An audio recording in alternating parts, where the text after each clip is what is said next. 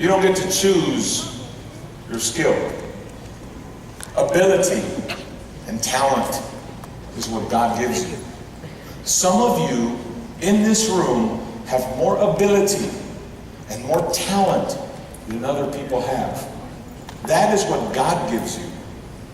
Availability is what you give yourself. Availability is the one thing that separates you from other people. There's people who wish they could be champions, and there's people who want to be champions. And those who want to be champions in life are willing to take a chance. I have a quote for you. It's a great quote. I had a good friend look it up for me. When God is about to do something great, He starts with difficulty. Difficulty? Yeah. It's not going to be easy to be great. When God is about to do something magnificent, not great, but magnificent, He doesn't start with difficulty. He starts with impossibility. It looks impossible. Can I tell you what attitude is? It is your heart language. Attitude is your heart language. Your attitude on the outside can very easily be seen. It shows your language on the inside. Do you know you choose that every day? You can't choose your talent. You can't choose your skill. You can't choose who your parents are. You can't choose that you came from a single parent home. You can't choose that you have both your parents. You can't choose that your parents are divorced. You can't choose who your brothers are. You can't choose what school you go to. Well, maybe you can on that one, but I'm not throwing that one out. You can't choose a lot of things in this world. You can't choose why you're taller than someone else or why you're faster than anyone else. You don't get to choose any of that. God chooses that for you. The only thing you choose is what you're going to do after God gives you what He's given you. Truth number one that I want to share with you today, for those of you that are taking notes and you need to text these to your friends. Truth number one, champions make themselves available. You make yourselves available. You're willing to stand up and say, here I am. See, people who are pretenders always go, I wish I could have that. Man, I wish I could do it. Man, that guy, look, he gets to score the touchdown. He gets to do it. You think that guy was just born like that? He had to work really hard. He had to make himself available. He had to do everything he needed to do to get that opportunity. That touchdown, what you don't see with that touchdown is all the things this young man had to do to make himself available to get to that point. Praise God for that.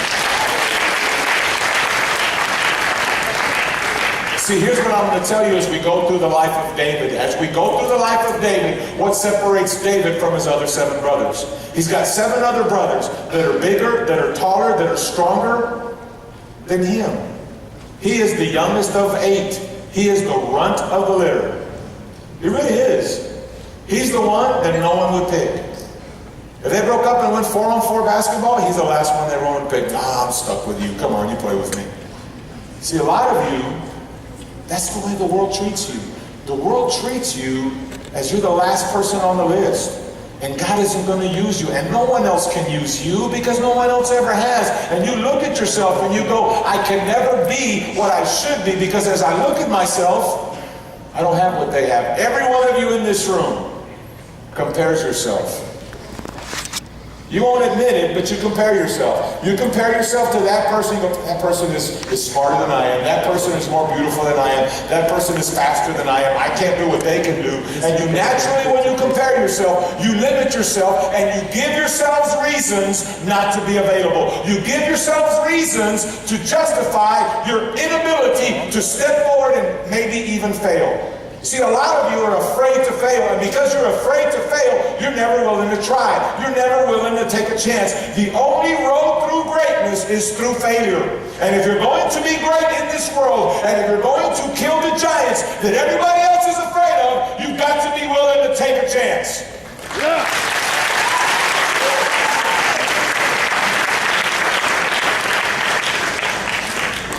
That young man made himself available.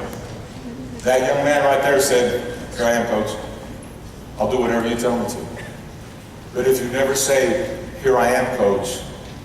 That coach will never put you in.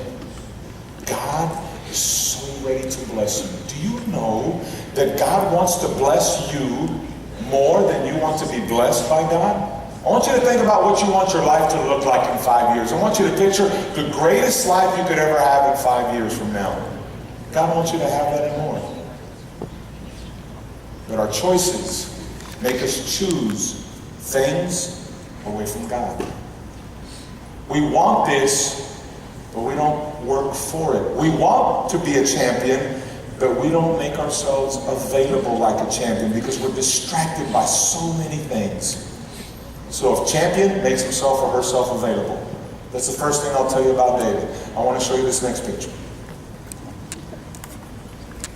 And as I show you this next picture, I want you to understand this guy is getting ready to go into a very important match. This guy is getting ready to go into a very big moment in his life. This guy is getting ready to do something wonderful. Many of you don't realize, and you don't know your potential, and you don't know your future. You don't know what God is getting ready to bring upon you, but you don't know your future because you don't control it. But here's what I do know: God controls your future. And if God controls your future and God wants the best thing for you, you've got to understand that He is ready to give you what you want and what you need. You just have to prepare yourself for it and make yourself available. I read this earlier and I think it's very wonderful. I can tell you how big your God is by how big your worry list is. What do you worry about? What are you afraid of? Write down your worry list, and if your worry list is huge, then your God is very small. And if your worry list is very small, then your God is very, very big.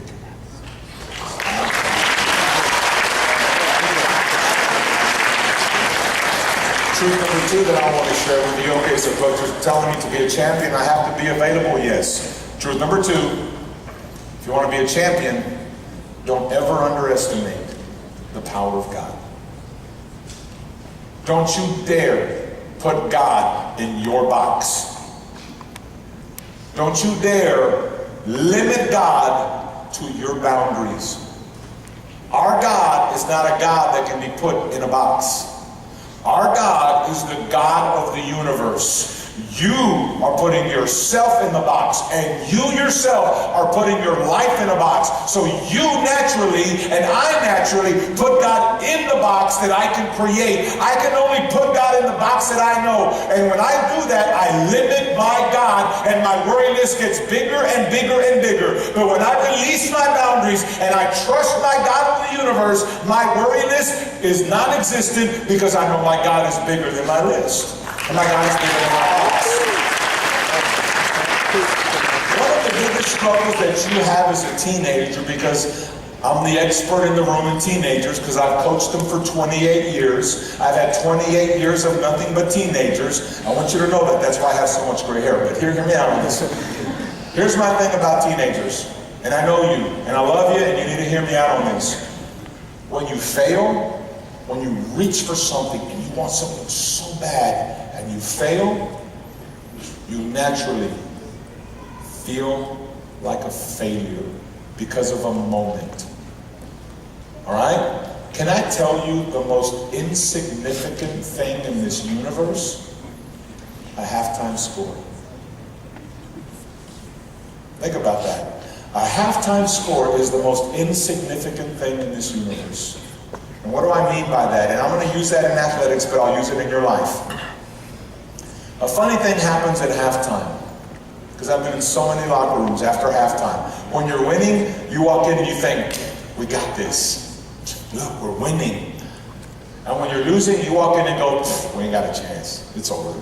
It's over. We're not any good.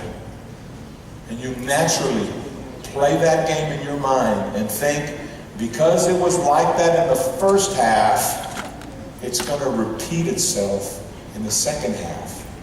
And if I'm a loser in the first half, I'll be a loser in the second half. Or the other one, if I'm a winner in the first half, I can predict my victory in the second half.